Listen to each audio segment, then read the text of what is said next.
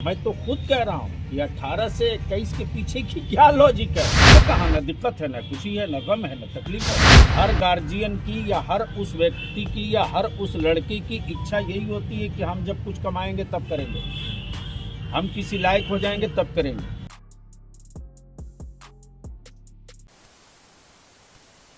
राजनीतिक रूप से बिहार भारतीय जनता पार्टी के लिए बहुत ही मुश्किल होता जा रहा है। जहां एक तरफ आपने जीतन राम मांझी का बयान सुना और उस बयान को लेकर के जिस तरह से सवर्ण समाज पूरी तरह से भारतीय जनता पार्टी पर अड़ा हुआ है कि आखिर वो चुप क्यों है और कुछ बोल क्यों नहीं रही है जीतन राम मांझी के इस बयान के बाद। उसके बाद एक और बड़ी मुश्किल भारतीय जनता पार्टी के सामने आ गई, जब भारतीय जनता पार्टी के सामने जदयू के अल्पसंख्यक नेता और नीतीश कुमार के बहुत करीबी माने जाने वाले गुलाम रसूल बलियावी ने, जहां एक तरफ केंद्र सरकार और प्रधानमंत्री नरेंद्र मोदी के बालिकाओं के उम्र 21 वर्ष शादी के किए जाने के बाद एक बार जो बयान दिया था, उस बयान से और आगे निकल गए हैं और इस बार तो उन्होंने भारतीय जनता पार्टी को कटघरे में खड़ा होकर के सीधे तौर पे ताल ठोक दिया है कि आखिर इन सारी चीज़ों का मकसद क्या है। यानी कहने का तात्पर्य इतना ही है कि जिस तरह से गुलाम रसूल बलियावी ने भारत लाइव के साथ बातचीत के दौरान जब पत्रकारों से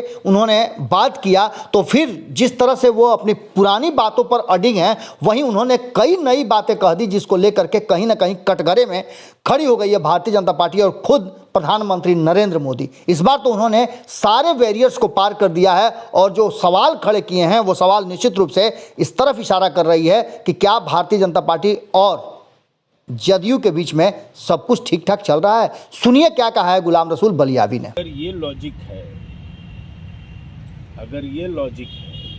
तो फिर ये जो रोज आए दिन जो घटनाएं घट रही हैं, ये किस लॉजिक के थ्रू घट रही हैं? कौन सी घटना? आप हमें बता दीजिए कि कौन सा इलाका, मोहल्ला, टोला भाग भगौल का,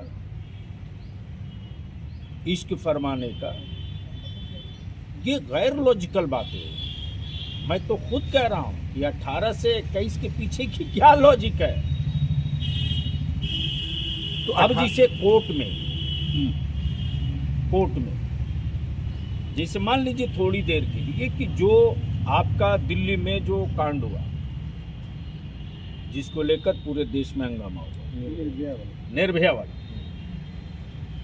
तो जिनका एज 18 से कम था उनको अलग श्रेणी में रखा गया। उस वक्त भी, आज भी रखा जाता है। यही था ना। इसका मतलब ये कि बालिग तो मान चुके हैं,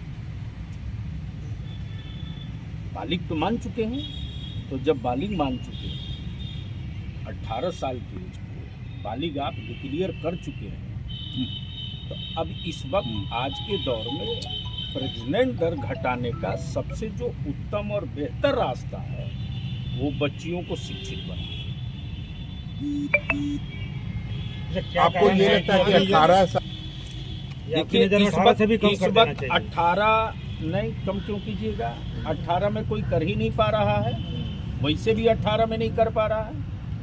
हर गार्जियन की या हर उस व्यक्ति की या हर उस लड़के की इच्छा यही होती है कि हम जब कुछ कमाएंगे तब करेंगे, हम किसी लायक हो जाएंगे तब करेंगे। वो अलग बात है, लेकिन ये जो कानूनी रूप दिया जा रहा है, इसका मतलब ये है कि सब कुछ ठीक ठाक है तो उसको 18 साल 21 साल तक इंतजार करना पड़ेगा।